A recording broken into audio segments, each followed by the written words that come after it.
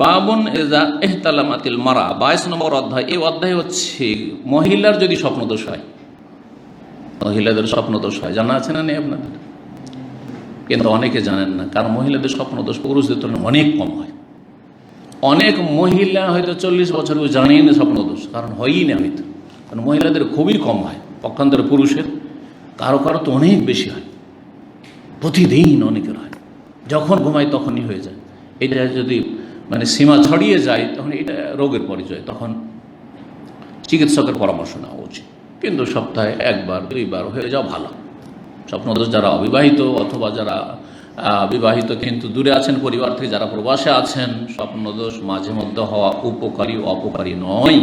না হলে সেটা বদ্ধ হয়ে থাকলে সেটা আপনার শরীরের ক্ষতি করবে বা আপনার জন্য ক্ষতির কারণ হবে। আল্লাহ সবাইকে সুস্থ রাখেন।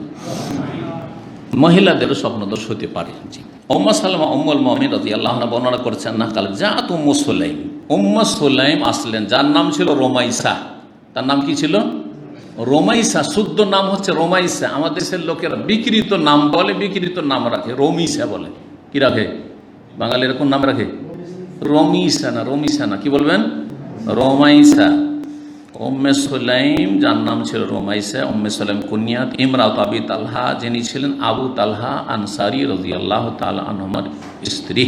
জি, আর তাদের স্বামী স্ত্রীর ঘটনা আছে একজন অতিথিকে খাওয়ানোর। আল্লাহ এত খুশি হয়েছেন যে আল্লাহ সূরা হাশরে আয়াত নাযিল করেছেন, ওয়া ইউসিরুনা আলা আনফুসিহিম ওয়ালাউ কানা বিহিম খাসাসা। তারা নিজের ওপর অন্যকে অগ্রাধিকার দিয়ে থাকে, যদিও তারা ক্ষুধার্ত থাকে না কেন, সারা রাত না খেয়ে থেকে গেছে, বাচ্চাদেরকে থাবড়ে থুবড়ে রেখে দিয়েছে, অথচ ছটফট করে কান্নাকাটি করেছিল, কোনো ঘুম দিয়ে দিয়েছে। একজনের খাবার ছিল, আমরা যদি সাথে বসে যাই তো মেহমান হবে না। ঘটনা শুনেছেন না? জি হ্যাঁ, প্রদীপ নিমিয়ে দেওয়ার। তার স্বামীও খায়নি, মেহমানের সামনে শুধু মুখ নাড়তে থেকেছে মিছামিছি। জি হ্যাঁ, আল্লাহ রাব্বুল এত খুশি হয়েছেন এই স্বামী স্ত্রী দম্পতির ওপর, আসমান থেকে খুশি হয়েছেন। ফজরে আসছে আবু তালহা, আবু তালহা তুমি রাত্রে যা করেছো আল্লাহ আমাকে জানিয়ে দিয়েছে। আল্লাহ এত তোমার উপর খুশি হয়েছে যে আল্লাহ আমাকে ওহী করে রাতেই জানিয়ে দিয়েছে যে তোমার সাহাবী আবু তালহা আনসারী মেহমান নিয়ে গেছে, এই কাজ করেছো। ছেলে মেয়েকেও খেতে দেয়নি, অনাহারে থেকেছে, আর স্বামী স্ত্রী দুজনেই অনাহারে থেকেছে, কিছুই খায়নি, আর ওই মেহমানকে পুরো খাবার খাইয়ে দিয়েছে। আল্লাহু আকবার। এমনিতে আল্লাহ তাদেরকে সার্টিফিকেট দেননি জান্নাতের রাদিয়াল্লাহু আনহু, আর তাদেরকে যারা কাফের বলে তাদের অবস্থা কি হইতে পারে। আর যারা সাহাবায়ে কেরাম রাদিয়াল্লাহু আনহুমকে যাদের আল্লাহ সার্টিফিকেট দিয়েছেন বহু আয়াতে কোরআনে কারীমে বিভিন্ন ভাষা দিয়ে, তাদেরকে যারা কাফের বলে শিয়া রাফেজি, তাদের পৃষ্ঠপোষক করে, তাদের পিছনে পিছনে ঘুরে, তাদেরকে আদর্শ মনে করে, তাদের এই জালেমানা তাদের যে বিপ্লব সেটাকে তাদের আদর্শ মনে করে সেই রকম বিপ্লব ঘটাতে চায় সারা বিশ্বের মুসলিম দেশগুলিতে। এদের অনিষ্ট থেকে সতর্ক সাবধান করছি, সাবধান হয়ে যান। এখন আল্লাহ সাবধান হওয়ার জাতিকে তৌফিক দান করুন। জি,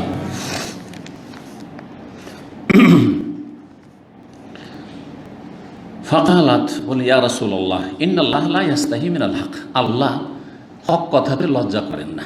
ভূমিকা বাঁধলেন, একটা এমন লজ্জাকর কথা বলবেন, বলতেও লজ্জা লাগছে কিন্তু না বললে হয় না। তাহলে বোঝা গেল যে কাউকে যদি এরকম মাসলা জিজ্ঞেস করেন, পুরুষরা তো কম লজ্জা করে একটু, যেন কোনো শাইখকে জিজ্ঞেস করছেন, কিন্তু মহিলাদের তো স্বাভাবিক একটু লজ্জা লাগবে। তাহলে এরকম ভূমিকা বাঁধা যেখানে ফিতনার আশঙ্কা নেই।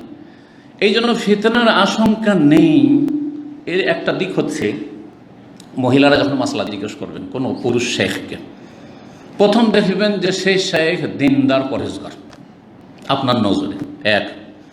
2 নম্বর দেখবেন যে সেই শেখ যতই দিনদার পরেজগার হোক না কেন, তারপরও সে যেন যুবক না, একটু বয়স 50-এর উপরে চলে গেছে, 50, 60, 70 এইরকম বৃদ্ধ মানুষকে, বৃদ্ধ শেখকে জিজ্ঞেস করেন, কারণ তার নারীদের চাহিদা কমে এসছে।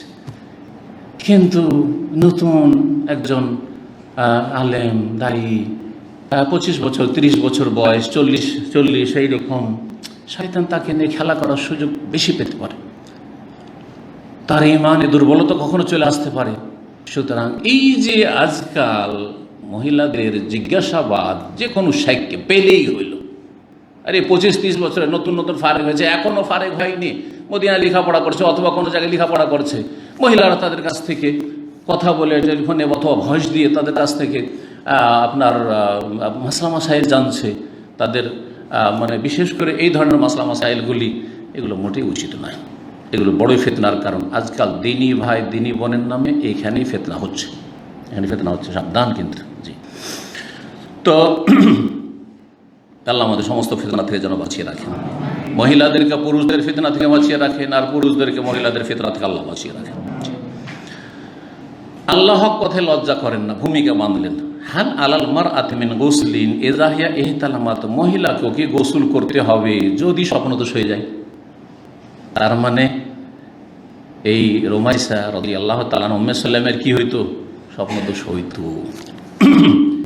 ফাকালা রাসূলুল্লাহ, হ্যাঁ ফাকালা রাসূলুল্লাহ সাল্লাল্লাহু আলাইহি ওয়াসাল্লাম, নাম হ্যাঁ হ্যাঁ অবশ্যই গোসল করতে। এজা রাআতিল মা, তবে যখন বীর্য দেখবে, পানি দেখবে যে কাপড় ভিজা আছে, বীর্যপাত হয়েছে। স্বপ্নদোষ, স্বপ্নদোষ বলতে কি? স্বপ্নদোষ মানে কখনো কখনো হয়তো একজন পুরুষের কোনো এক মহিলার সাথে পরিচিত অথবা অপরিচিত সহবাস হচ্ছে স্বপ্নযোগে। স্বপ্নযোগে কি হচ্ছে? সহবাস হচ্ছে। সহবাস হওয়ার পরে বীর্যপাত হতে পারে, আবার নাও হতে পারে। বীর্যপাত হতে পারে, আবার নাও হতে পারে। তো এই হাদিস দ্বারা কি বোঝা গেল? হয়তো কোনো একটা পুরুষের সাথে, সেটা নিজের স্বামীর সাথে হইতে পারে, আবার অনেক সময় ভালো মানুষেরও। এতে কিন্তু অনেক মহিলা পেরেশান হয়ে যায়, বা অনেক পুরুষরা পেরেশান হয়ে যায় যে আমার ইমানে কি দুর্বলতা চলে এসছে, আমি একটা বেগানা মহিলাকে কেন এরকম স্বপ্নে দেখলাম, আর স্বপ্নদোষ হয়ে গেলাম। অথবা কোনো মহিলা, বিশেষ মহিলাদের আরও কষ্টকর যদি দিনদার মহিলা হয়, যদি কোনো বেগানা পুরুষকে দেখে নাই যে আমার সাথে সহবাস করছে, তখন মনে করে যে আমি কি এত আর আমার ভাগ্য খারাপ যে এরকম খারাপ স্বপ্ন দেখলাম। কখনো কখনো বাহ্যিক স্বপ্ন খারাপ লাগে, কিন্তু তার তাবির, তার ব্যাখ্যা অনেক ভালো হয়, এটাও মনে রাখবেন। এই জন্য বাহ্যিক স্বপ্ন খারাপ দেখলেই সেটাকে আপনি নেগেটিভ হিসাবে নেবেন না, খারাপ হিসাবে নেবেন না। এই মর্মে বাদশাহ হারুন রশিদ রহমতুল্লাহ আলাইহির স্ত্রী জুবাইদা, যে জুবাইদার নহর, এই মেনা, আরাফা, মুজদালিফা এগুলোতে যে নহর খনন করানো হয়েছিল, করিয়েছিলেন তিনি, সেই মর্মে তার স্বপ্নের কথা শুনেছেন কোনোদিন? শুনেছেন না? না শোনেননি? কয়জন শোনেননি? অনেক হাত তুলছে। তিনি একবার স্বপ্ন দেখছেন, আর প্রখ্যাত তাবি, স্বপ্নের বিবরণ দানকারী, মানে সবচেয়ে প্রখ্যাত মোহাম্মদ বিন সিরিন রহমতুল্লাহ আলাইহি, সেই যুগ ছিল। স্বপ্ন দেখছেন যে লোকজন একের পর এক আসছে আর তার সাথে সহবাস করছে।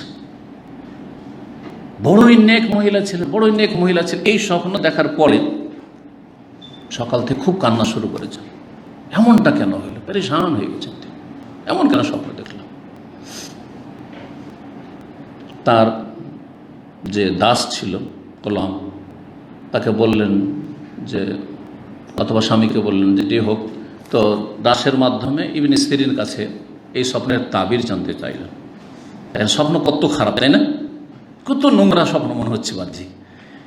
তাবির যখন জিজ্ঞেস করা হইল, তখন ইবনে সিরিন রহমতুল্লাহ আলাইহি বললেন যে তার দ্বারা আল্লাহ রাব্বুল আলামিন এমন একটা বড় খেদমত নেবেন, এমন একটা বড় খেদমত নেবেন, যাতে লক্ষ লক্ষ মানুষ উপকৃত হবে।